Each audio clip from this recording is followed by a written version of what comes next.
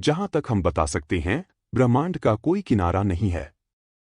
अंतरिक्ष सभी दिशाओं में अनंत रूप से फैला हुआ है।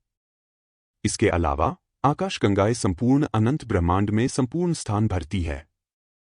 दो अवलोकनों को तार्किक रूप से संयोजित करके इस निष्कर्ष पर पहुंचा जाता है। सबसे पहले, ब्रह्मांड का वह हिस्सा जिसे हम देख सकते हैं वह ब्रह्मांडीय पैमाने पर एक समान और सपाट है। ब्रह्मांड की एकरूपता का मतलब है कि आकाशगंगा समूह ब्रह्मांडीय पैमाने पर कमोबेश समान रूप से फैले हुए हैं। ब्रह्मांड की समतलता का अर्थ है कि अंतरिक्ष समय की ज्यामिति ब्रह्मांडीय पैमाने पर घुमावदार या विकृत नहीं है। इसका मतलब यह है कि ब्रह्मांड एक गोले की सतह की तरह चारों ओर घूमता और जुड़ता नहीं है, जो एक सीमित ब्रह्मांड की ओर ले जाता है। ब्रह्मांड की समतलता वास्तव में ब्रह्मांड की एकरूपता का परिणाम है, क्योंकि द्रव्यमान के संकेंद्रित संग्रह के कारण अंतरिक्ष में घुमावदार हो जाता है। चंद्रमा, ग्रह, तारे और आकाशगंगाएं द्रव्यमान के संकेंद्रित संग्रह के उदाहरण हैं, और इसलिए वे वास्तव में अपने आसपास के क्षेत्र में अंतरिक्ष को विकृत करते हैं। हालांकि ये वस्तुएं ब्रह्मांडीय पैमाने की तुलना में इतनी छोटी हैं कि उनके कारण होने वाला अंतरिक्ष का विरूपण ब्रह्मांडीय पैमाने पर नगण्य है। यदि आप ब्रह्मांड के द्रव्यमान वितरण के लिए बड़े पैमाने पर अभिव्यक्ति प्राप्त करने के लिए ब्रह्मांड के सभी चंद्रमाओं, ग्रहों, सितारों और आकाशगंगाओं का औसत निकालते हैं, तो आप इसे स्थिर पाते हैं। दूसरा अवलोकन यह है कि ब्रह्मांड का हमारा कोना विशेष या अलग नहीं है।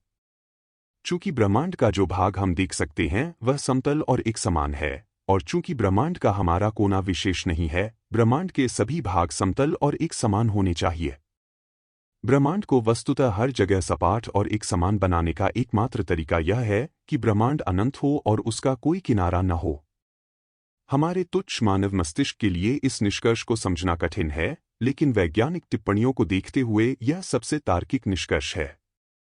यदि आपने हमेशा के लिए अंतरिक्ष में एक सीधी रेखा में अंतरिक्ष यान उड़ाया, तो आप कभी भी दीवार, सीमा, किनारे या यहां तक कि आकाशगंगा समूहों के बिना ब्रह्मांड के क्षेत्र तक नहीं पहुंच पाएंगे।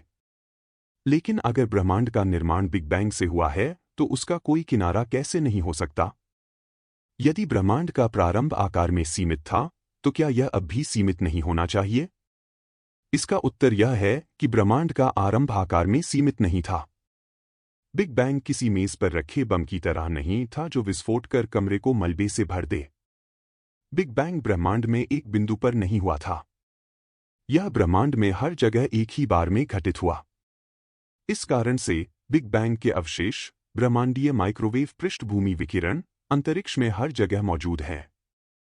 आज भी हम ब्रह्मांड के किसी भी कोने में नजर डालकर कॉस्मिक माइक्रोवेव बैकग्राउंड रेडिएशन देख सकते हैं। ब्रह्मांड का विस्फोटक विस्तार किसी भौतिक वस्तु के अंतरिक्ष में फैलने का मामला नहीं था, बल्कि यह अंतरिक्ष के ही विस्तार का मामला था। ब्रह्मांड की शुरुआत एक अनंत विशाल वस्तु के रूप में हुई और अब यह और भी बड़ी, अत्यंत विशाल वस्तु के रूप में विकसित हो गया है। हालांकि मनुष्य के लिए अनंत को समझना कठिन है, यह एक पूरी तरह से मान्य गणितीय और वैज्ञानिक अवधारणा है। वास्तव में अनंत आकार वाली किसी इकाई के आकार में वृद्धि करना विज्ञान में एक बिल्कुल उचित अवधारणा है।